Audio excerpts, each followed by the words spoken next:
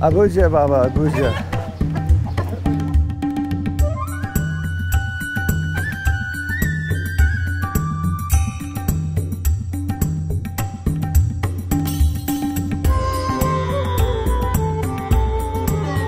So I'm now in the valleys of the Kalash, in fact Rumbur Valley to be exact, and I'm with my good friend Saifullah Jan, who was actually instrumental in setting up Wild Frontiers 24 years ago. He gave me the idea to start bringing tourists here all that time ago when I came over the pass from Afghanistan.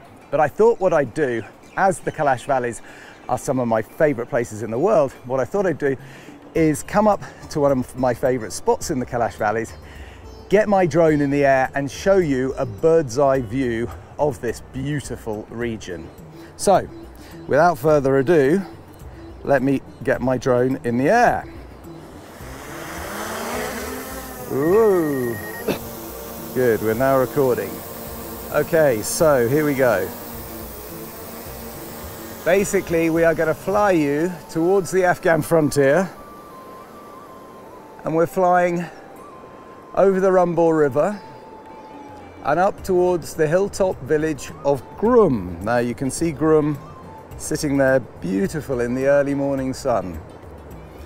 Grum, so legend has it, was the first place that the Kalash actually settled, and you can kind of see why. It's perfectly located, both sitting on this little kind of apex, so you're not going to get any problem from flooding because you're well above the river.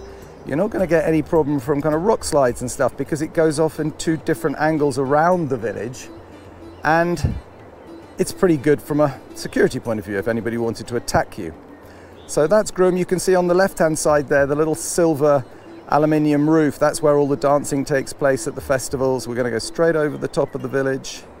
There are probably people there you can see, yeah, standing on the rooftops, and over the other side, and the village you can see down below, that is Balanguru.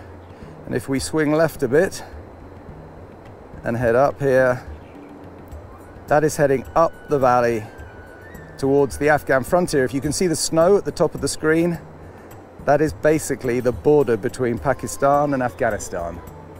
And that's where I came across back in 1996, having done my journey for my book, A Pagan Song. As you can see, the valleys are absolutely beautiful.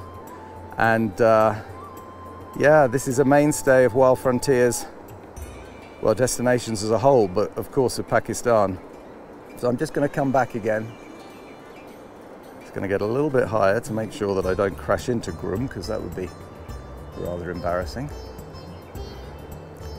And then we're going to come back and just look at that scenery. So when we do come here with the groups, or indeed on tailor-made trips, you go walking right the way up that valley. At the very end of the valley, there's a little village called Shakanande, which means the last village in the valley, surprisingly enough. And we walk up there. That's a Muslim village, not a Kalash village, but it's still a very interesting place to go to. They're really Nuristanis originally, from the province of Nuristan, which is just over that border. But as you can see, it's really very, very beautiful.